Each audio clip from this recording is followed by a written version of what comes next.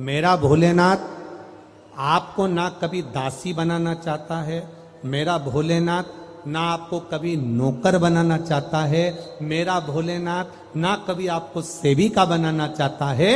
मेरा भोलेनाथ तो आपका हाथ पकड़कर इस संसार सागर से, भव सागर से उन्नति की ओर आगे बढ़ाना चाहता है। वो आपको डूबने नहीं देगा, वो आपको नष्ट नहीं होने देगा, वो आपको तकलीफ में नहीं आने देगा, वो आपको कष्ट की ओर नहीं जाने देगा। वो शिव तत्व है, वो शंकर, वो घड़ी के दाना, मेरा देवादित्य महादेव,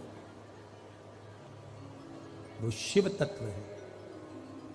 सुयशा, मैं तुम्हें दासी नहीं बना सकता, सुयशा मैं तुम्हें सेविका नहीं बना सकता। तो सुयशा ने कहा फिर कोई सेवा मुझे दे दीजिए। शिव जी ने कहा सुयशा तुम नंदी से विवाह कर लो, और नंदी से विवाह कर कर तुम नंदी की धर्म पत्नी बन जाओगी। और नंदी की अगर धर्म पत्नी तुम बन गई तो जिस जगह पर नंदी मेरे मंदिर के बाहर बैठा रहेगा,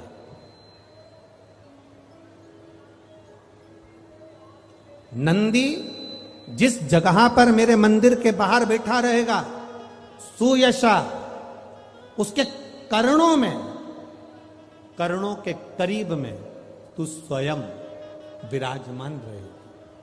सुयशा, जब कोई नारी, जब कोई पुरुष, जब कोई बच्चा, जब कोई बुजुर्ग, जब कोई भी संसार सागर में रहने वाला मानव मेरे मंदिर में आएगा और नंदी के कान में कुछ कहकर जाएगा, तब तू उसको सुनकर मां पार्वती से कहेगी। और पार्वती जब मेरे साथ प्रतिदिन प्रदोष काल में, प्रदोष के समय, शाम के समय भ्रमण पर जब पार्वती मेरे साथ जाएगी, तो पार्वती मैया जिसके सामने नंदी को रोक देगी, मैं उसके ऊपर कृपा करते हुआ चले जाऊंगा। ये हमारा भाव शिव महापुराण की कथा वर्णन कर रही है।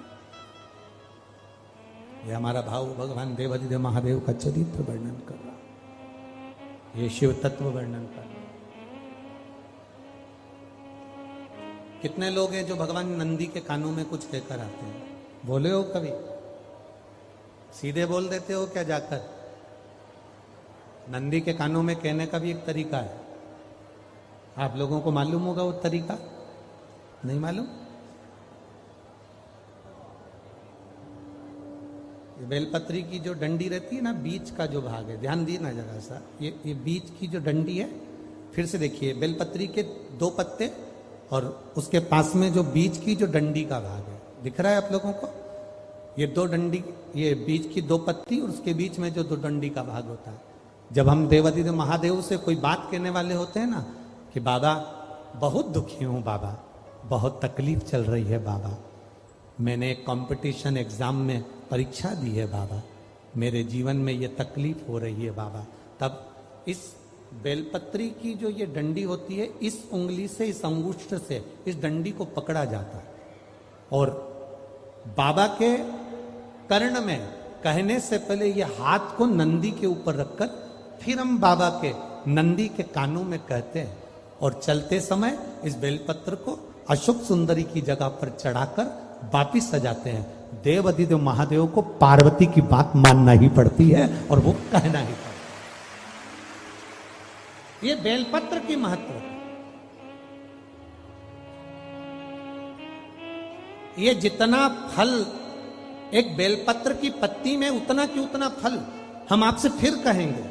कभी मौका मिल जाए जिंदगी में, कभी तुम्हारे जीवन में अगर मौका मिले और कहीं बेलपत्री का वृक्ष मिल जाए जिसकी छांव तुम्हारे ऊपर पड़ रही हो, तुम्हारे ऊपर अगर बेलपत्री की छांव पड़ रही हो, उसके नीचे बैठकर कभी मौका मिले, एक बेलपत्री का पत्ता मात्र रखकर आप शिव जी का नाम लेकर जल भी अगर समर्पित कर रहे हो ना, तो वो 12 ज्योतिर्लिंग को जल चढ़ाने के बराबर फल प्रदान कर।